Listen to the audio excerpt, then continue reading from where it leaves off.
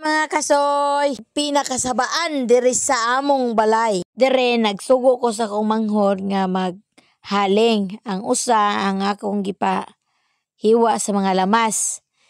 Ahos, bombay, kamatis, o naapo ko'y itlog ang gisagol ani. Gigisa nako ning mga lamas dire gisagol na nako sila kay init kaysa ng mantika nako dire. Na ako'y ginamos. Kulan mo rin ako itlog karon. Guwapa kaayo ang ginamos kay color puti nya mouse. Ang gilunod ang ginamos dayon ako ra siyang gipaluto ang ginamos. Pagkahuman na nagitimpla na ako na wala ko nag-asinana kay masamot ug kaparat ang atong ginamos nga naay itlog. Kay ukay na nako dire kay para maluto na kaayo ba. Una pa nako ilunod ang itlog ini ka luto ana ning ginamos.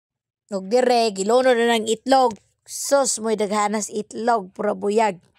Salamat jud kay sa itlog. Tulbad na kaayong uska adlaw nga kaon ani. Ang sobra pa gyud ni kay daghan na kay ni kaluto ani. Ang bahaw hurot jud kaayo na kog kaon ani. Oh. Paing-ani ra ni. Pero sulayin ninyo luto, di ba? Bahog jud mo.